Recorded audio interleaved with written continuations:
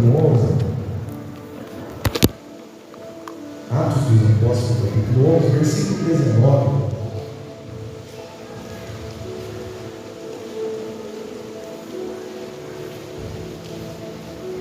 Glória a Deus. O Vitor, Deus te abençoe, Vitor Fernando, um abraço na rua. Eu não esqueci da torta de limão, irmão. Eita, glória. Chama nós.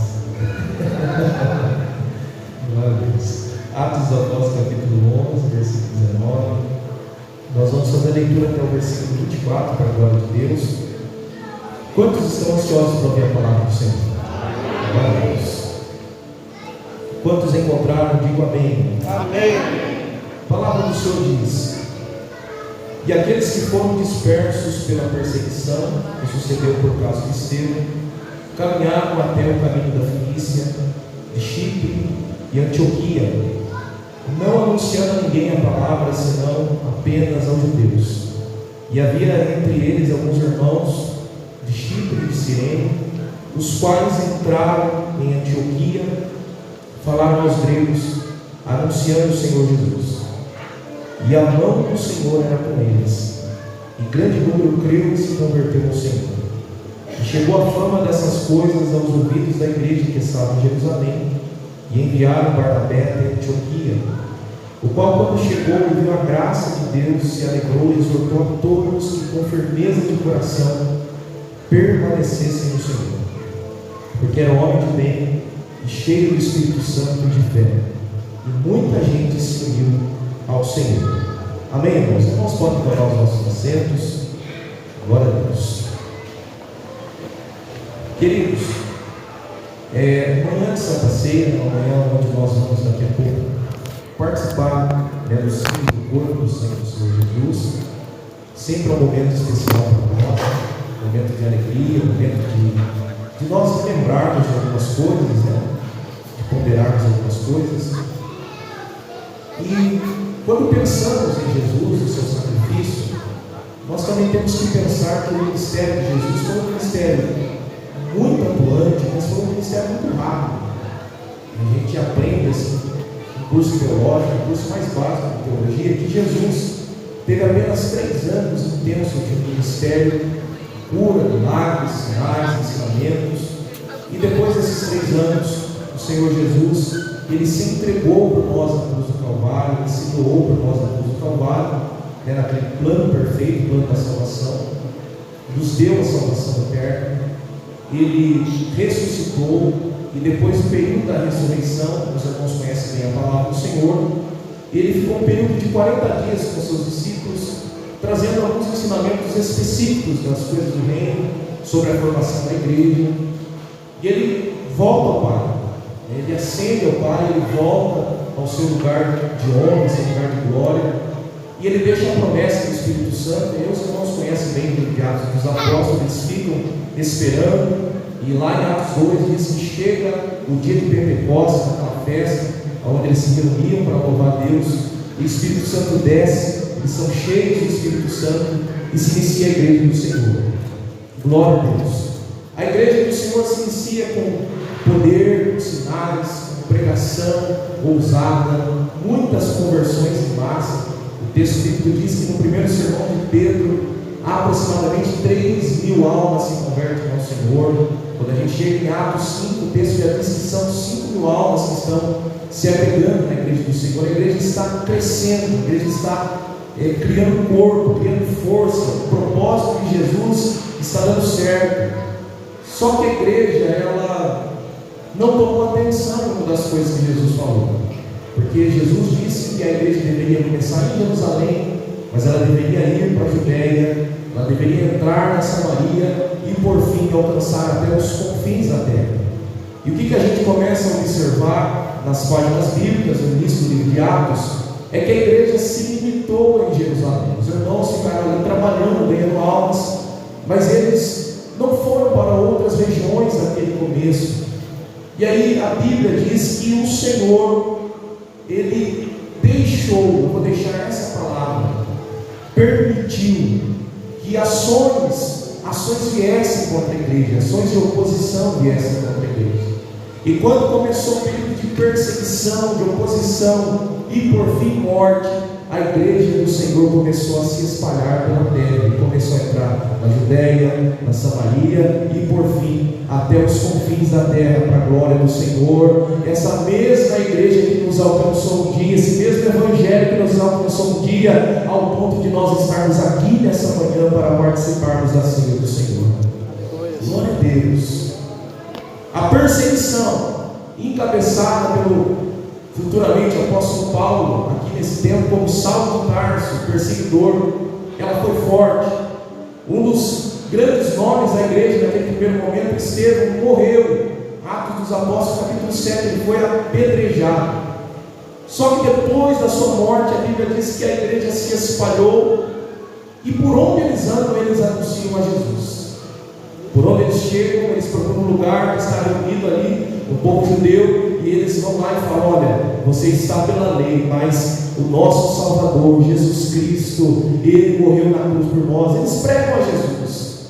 O texto que nós lemos diz que eles, de uma forma dispersa, eles estão sendo perseguidos, e eles vão entrando pelos lugares, anunciando para os judeus a palavra, mas daqui a pouco eles perdem o controle da situação, e glória a Deus por isso, porque daí eles começam não a anunciar somente para os judeus, mas eles também começam a anunciar para outros povos que Jesus é o Senhor.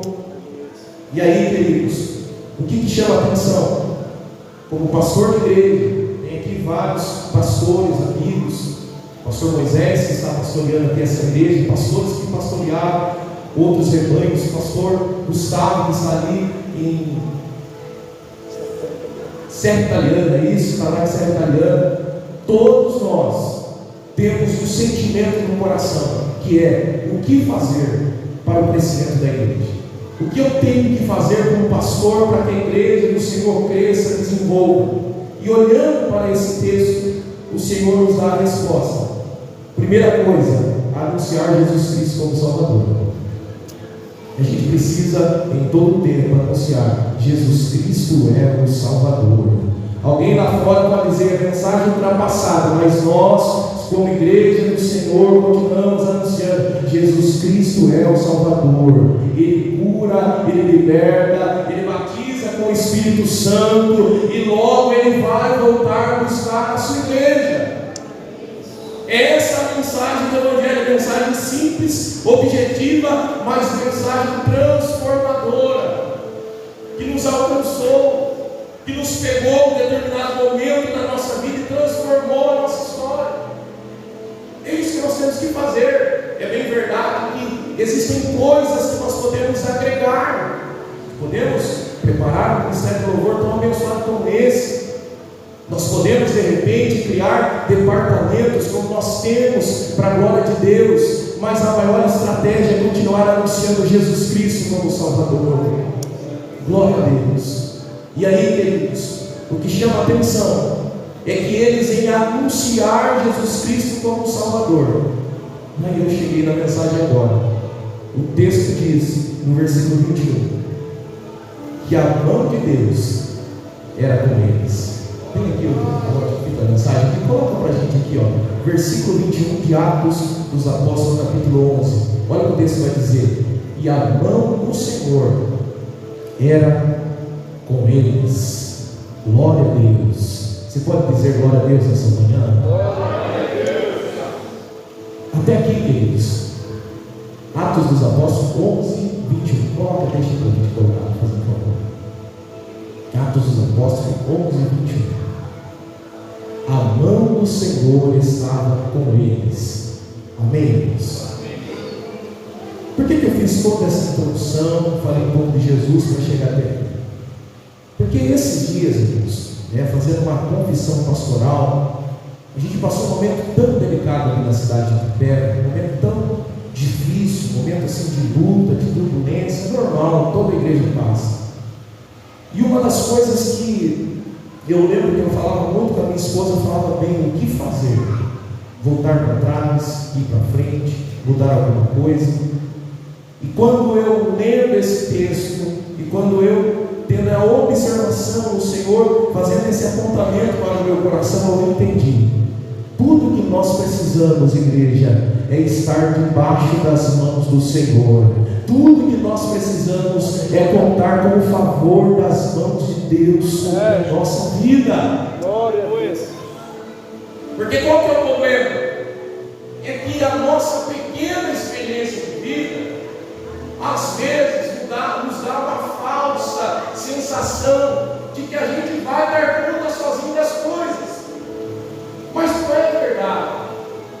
Quando se trata de alguém que é envolvido com o Evangelho, quando se trata de alguém que entregou a vida para Jesus, não tem mais esse negócio de viver da forma que quer. Nós vivemos para Cristo, para a glória dele. E se não for a mão do Senhor nos guiando, e se não for a mão do Senhor nos levando, o que será de nós? E aí alguém diz: pastor, mas como sair debaixo da mão de Deus? Muitas vezes não saímos. Saímos quando nós somos negligentes em ouvir a palavra de Deus.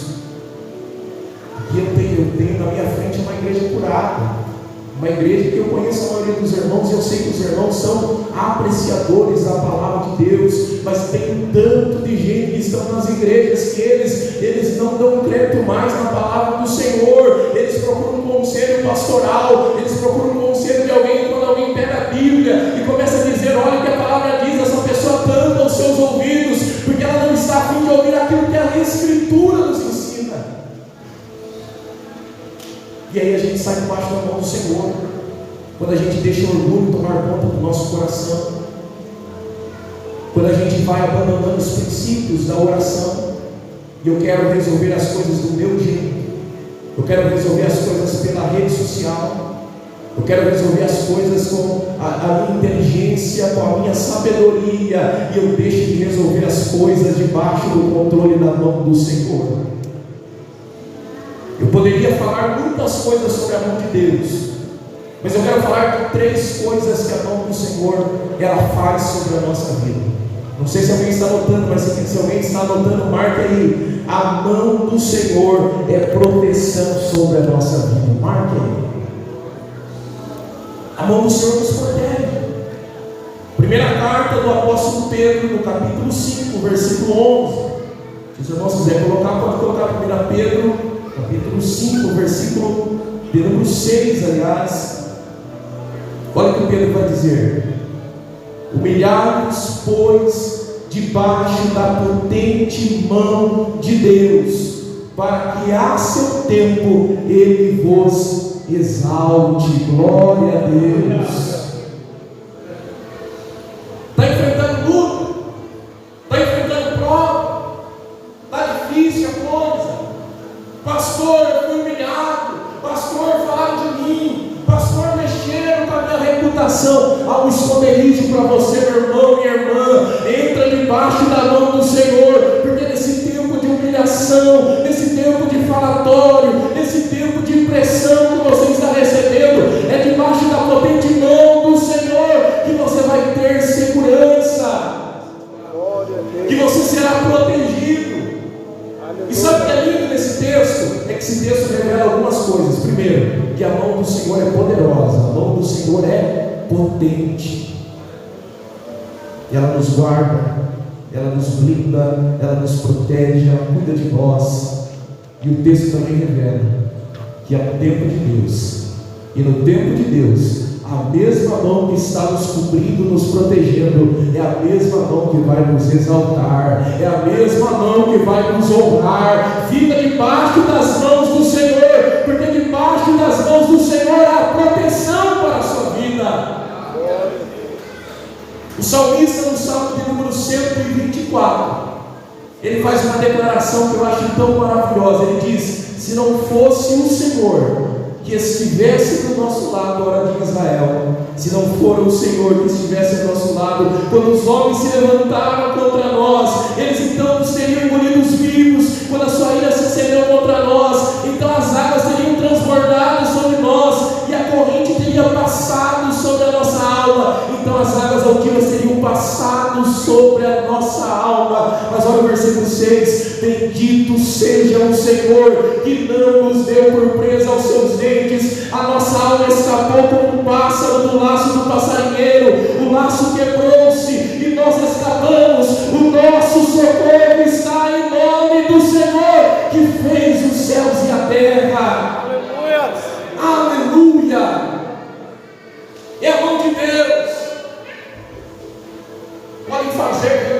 secretas, podem criar projetos, e muitos dos projetos o Senhor permite que aconteçam. Quem se lembra da história do Daniel? O Senhor permitiu que eles se reunissem, o Senhor permitiu que eles fizessem um plano, o Senhor permitiu que eles executassem o plano, o Senhor permitiu que ele entrasse dentro da cova, mas o Senhor não permitiu que o leão o tocasse. Aleluia, porque a mão do Senhor estava sobre o seu servo Daniel. Tem coisas da vida, irmãos, que a gente não tem. Por que Deus deixou isso? Por que o Senhor deu? Calma, a mão do Senhor está sobre ti. Aleluia.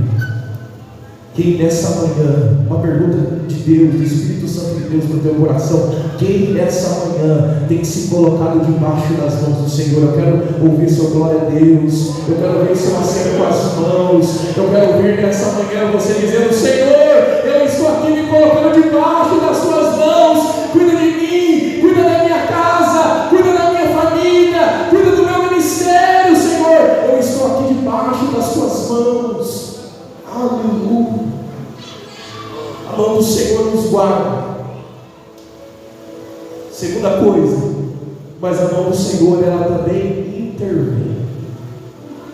A palavra intervenção, alguns anos atrás foi tão falada no Brasil.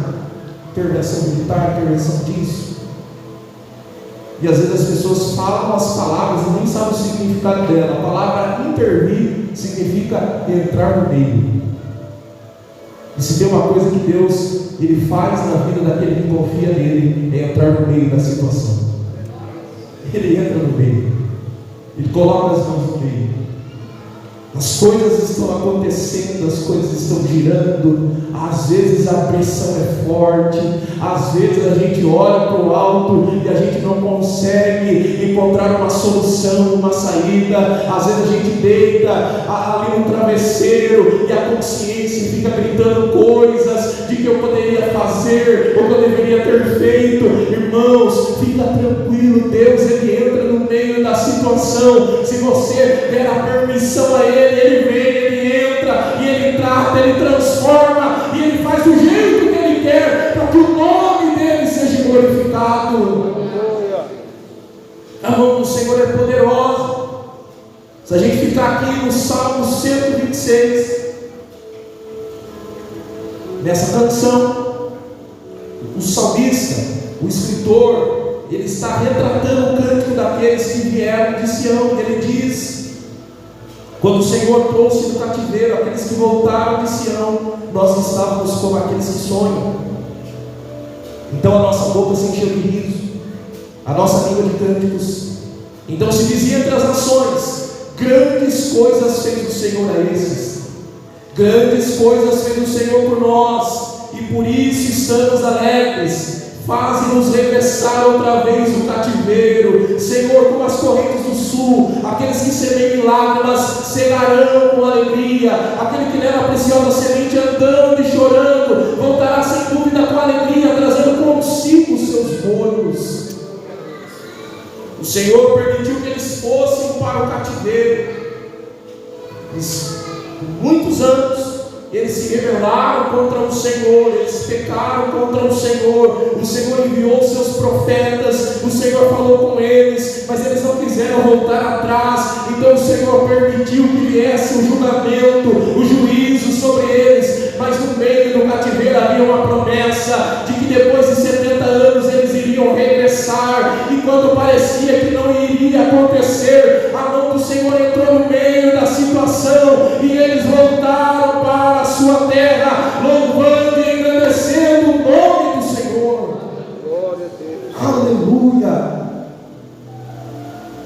Deus entra no meio. Eu posso dizer na minha vida, irmãos, como você também pode dizer, todos nós temos aqui algum testemunho pessoal nesse sentido, de viver etapas da vida que a gente falou: dessa vez acabou. Quem aqui já chegou nesse sentimento alguma vez? Eu muitas vezes. Dessa vez não tem jeito. E às vezes nós temos uma observação tão ruim, tão limitada, que a situação passa, a gente está vivendo outras coisas, e um dia a gente se depara nos nossos pensamentos: passou, acabou, eu cheguei do outro lado, eu posso cantar o hino da vitória, o Senhor não me permitiu morrer, o Senhor usou aquilo que prepararam contra mim, para que eu estivesse aqui hoje. Irmãos, quantas vezes aconteceu isso, e a gente se pergunta como houve essa transformação, como houve essa mudança. Sabe o que aconteceu? Foi a mão de Deus que entrou no meio desse processo, foi a mão do Senhor que trabalhou no meio dessa situação, e te deu vitória, para que você continuasse em frente. E a mão do Senhor. O que mais que a mão do Senhor faz? A mão do Senhor, ela não deixa de trabalhar. E é tão interessante que para nós a palavra trabalho muitas das vezes tem a ver com barulho. A gente pensa em trabalho, a gente sempre se arremete a pensar lá numa obra. Alguém com uma marreta na mão, alguém com uma enxada, alguém lecionando uma aula. Só que o trabalho de Deus não é como o nosso trabalho. Deus, Ele trabalha muitas das vezes de uma forma que todos estão vendo, está diante dos nossos olhos. Mas o Senhor é especialista em trabalhar no silêncio. O Senhor é especialista em trabalhar em momentos da nossa vida que a gente não está vendo nada, você não está enxergando, você não está vendo, mas o Senhor não deixou de trabalhar sobre a tua vida. As mãos do Senhor estão operando sobre a tua causa, sobre os teus sentimentos, sobre os processos difíceis que você está enfrentando. Ah, pastor, eu não estou vendo, mas Deus está trabalhando. Glória a Deus, aleluia. Ele não deixa de trabalhar. No Salmo de número 127, ele diz: se o Senhor não edificar a casa, em vão trabalham os que edificam. Se o Senhor não guardar a cidade, em vão vigia a sentinela. Inútil será levantar de madrugada, repousar tarde, comer o pão das dores, pois assim Ele dá o sono aos seus amados. Todo esforço que eu possa fazer, todo empenho que eu possa ter, devo ter, e devo trabalhar, e devo me empenhar, mas só haverá frutificação e crescimento se a mão do Senhor estiver na minha frente, se a mão do Senhor estiver tirando as grandes barreiras, porque tem coisas que eu posso tirar com a minha mão, mas existem coisas que nenhuma força do mundo será suficiente. É só a mão de Deus para trabalhar por nós, é só a mão do Senhor. O texto de Jeremias, capítulo 18, você conhece bem, o texto que fala do vaso das mãos do oleiro. Sabe o que eu acho interessante? É que quando o Senhor entrega aquela profecia ao profeta Jeremias, ele diz: levanta, desce casa do oleiro, e lá te farei ouvir as minhas palavras. Continua o versículo para a gente. E desci a casa do oleiro, e eis que ele estava fazendo a sua obra sobre as rodas. Como o vaso que ele fazia de barro quebrou-se aonde? Na mão do oleiro. E aí o que o texto diz? Segundo o texto. E aí quebrou, ele pegou e jogou fora o oleiro. Porque quando quebra na mão de Deus, ele joga fora, descarta. É isso que está no texto? Não. O texto diz que quebrou na mão dele, mas ele tornou a fazer dele outro vaso, conforme o que pareceu bem aos seus olhos fazer. Não tem problema quebrar, só não pode quebrar longe da mão de Deus. Se for para quebrar, que a gente seja quebrado pelas mãos do oleiro, pelas mãos daquele que não deixa de trabalhar e que às vezes permite algumas coisas acontecer na nossa vida para nos moldar, para forjar o nosso caráter, para transformar os nossos pensamentos e sentimentos, para sermos vasos de honra para a glória do nome dele. Aleluia! As mãos do Senhor não deixam de trabalhar. Eu vou repetir: as mãos do Senhor nos protegem. As mãos do Senhor, ela intervém no meio do processo, ela entra no meio, e a mão do Senhor não deixa de trabalhar. E as mãos do Senhor, ela deveria ser alvo das nossas orações. A gente tem que sempre desejar estar diante da face do Senhor, o louvar pela sua beleza, pela sua majestade, pela sua glória. O melhor lugar a se estar sempre será aos pés do Senhor, prostrado. Mas quando a coisa aperta, não tem aonde recorrer a não ser pelas mãos do Senhor, porque as mãos do Senhor resolvem. Eu vou colocar mais um texto, 1 Crônicas, primeiro livro das Crônicas, do capítulo 4, versículo 10. Eu estou partindo para o final, irmãos. A Bíblia fala 2 versículos sobre um homem chamado Jabes. No seu nascimento, ele trouxe aflição e dor para sua mãe. E a sua mãe o batizou com esse nome Jabes, com o significado aquele que acrescenta dores. É como se ele tivesse nascido e recebido uma maldição sobre a sua vida. Ele poderia aceitar aquela maldição e viver a sua vida e ficar colocando culpa na sua mãe, culpa no seu passado. Ele poderia muito bem fazer como muitas pessoas fazem e não caminham para frente, apontando para o passado, apontando por aquilo que alguém fez, por aquilo que alguém falou. E Deus tem um futuro de bênçãos e cuidado para você, mas você está tão preso em coisas lá de trás que você não vive o tempo de hoje e não terá sucesso no futuro. Mas o Jabes não. O Jabes, ele entendeu: não, eu preciso avançar, eu preciso ir em frente. Então ele decidiu ir até Deus e ele fez uma oração dizendo: se o Senhor me abençoar muitíssimo, se o Senhor ampliar os meus termos, e agora, querida, para você dar glória a Deus, e a tua mão for comigo, aleluia, e fizeres que do mal não seja afligido, e Deus lhe concedeu aquilo que ele tenha pedido.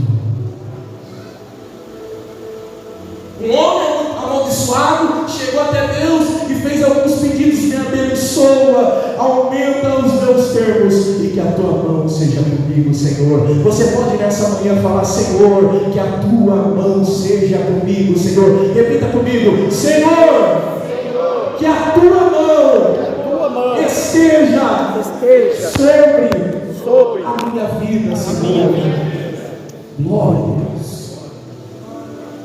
E aí os irmãos sabem que a vida desse homem foi transformada. E para concluir, foi a mão do Senhor que nos deu salvação. Porque quando nós lemos João capítulo 3, versículo 16, diz que Deus amou o mundo de tal maneira que entregou. Você entende isso, pastor Gustavo? Entregou. Vem aqui, fala aqui. Meu primo Gustavo, cerâmico, ele paga na fé para mim faz uns 6 anos. E nunca fez um pix para mim. Deus vai te cobrar. O Senhor entregou. Foi as mãos do Senhor que nos entregou Jesus. O plano perfeito que nós vamos celebrar daqui a pouco, que nós vamos estar aqui, alguns em lágrimas, alguns em gratidão, recordando aquilo que Jesus fez, partiu das mãos do Senhor que desejou nos salvar. Nós que estávamos condenados pelo pecado, nós que nos reservava a ira vindoura, a mão do Senhor entregou o seu Filho amado Jesus, para que todo aquele que nele crê não pereça, mas tenha vida eterna. Aleluia. É as mãos do Senhor. Deus abençoe. É as mãos do Senhor. Eu não sei se você entendeu. Nós vamos orar. Eu quero pedir que você se coloque em pé para a gente orar. Mas pastor Moisés, quando o Evangelho chegou em casa, minha casa era uma bagunça, a minha família era destruída. O Gu vai lembrar bem, talvez uma das famílias mais pobres ali da vida, ali, sem dúvida alguma. Não tinha muro, era uma casa muito engraçada, não tinha terra, não tinha nada, muito simples, com um irmão deficiente. sofria ataques semanalmente, ataques terríveis. Uma amiga da minha mãe conheceu Jesus e foi lá e falou: Rose, eu tenho a solução para você. A solução é Jesus. O evangelho entrou em casa, os pastores foram lá, fizeram alguns cultos, evangelizaram minha casa, minha família, minha mãe, eu, os meus irmãos. O meu irmão sofria ataque epilético. Se eu falar para os irmãos, é um milagre. Ele sofria semanalmente. Depois, em 20 anos, ele sofreu um ataque. Um ataque. Eu já estava aqui pastoreando aqui a Vila Antártica, mas nunca mais ele sofreu um ataque. Deus fez um milagre. E sabe a grande recordação? Por que você está falando isso, pastor? A grande recordação que eu tenho é que no primeiro culto que eles fizeram, eles cantaram: segura nas mãos de Deus, segura nas mãos de Deus, pois ela te sustentará. Não temas, segue adiante e não olhes para trás. Segura nas mãos de Deus e vai. Eu nunca mais esqueci desse dia. Eu nunca mais esqueci disso. E eu confesso para os irmãos, nós já vamos orar, eu já vou devolver o microfone ao pastor Moisés, mas eu posso dizer diante da igreja quantas vezes eu me senti caído, abatido, prostrado pelos sentimentos, pelas lutas, e tudo que o Senhor me faz lembrar é que eu tenho que segurar nas mãos dele, é deixar que as mãos dele continuem trabalhando ao meu favor, é entrar debaixo da mão dele, é deixar que a mão dele entre no meio das minhas situações, é deixar que a mão dele faça aquilo que ela deseja sobre a minha vida. Aleluia. Segura nas mãos do Senhor, não solta. Algumas propostas vão vir, algumas coisas vão acontecer, mas segura firme nas mãos do Senhor. Não abra mão daquilo que Deus tem preparado para a tua vida. Vai dar certo sim. Essa luta é grande, mas o Senhor vai entrar no meio. Essa prova é grande, mas Deus é poderoso para fazer infinitamente mais do que aquilo que nós pedimos ou pensamos. Segura firme e vai, e vai. Amém, irmãos? Feche teus olhos. Senhor, obrigado por essa manhã. Obrigado pela tua palavra. Obrigado pelo teu cuidado. Nós ouvimos nessa manhã que a tua mão é poderosa. Nós ouvimos nessa manhã que a tua mão, ela cuida de nós, ela nos protege.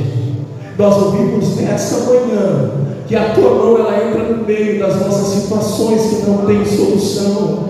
Nós ouvimos nessa manhã, Senhor, que a tua mão não deixa de trabalhar, nunca deixou de trabalhar. Nós ouvimos nessa manhã que um homem amaldiçoado clamou pelo favor da tua mão e a sua vida foi transformada. E nós ouvimos também nessa manhã que as tuas mãos nos entregou Jesus para nos dar salvação e vida eterna, e nós não podemos soltar das tuas mãos, Senhor. Guarda cada um dos teus filhos, cada uma das tuas filhas, Senhor, cada um enfrentando a sua luta, a sua prova, mas a sua mão é tão poderosa e tão grande, que o Senhor alcança todos nós nessa manhã, e nós somos não apenas vitoriosos, mas nós somos mais que vencedores em Cristo Jesus. Aleluia. Obrigado, Senhor. Nós oramos e queremos te agradecer no nome santo de Jesus. Amém. Glória a Deus. Se você puder, aplauda bem forte ao Senhor Jesus. Glória a Deus. Deus abençoe a todos.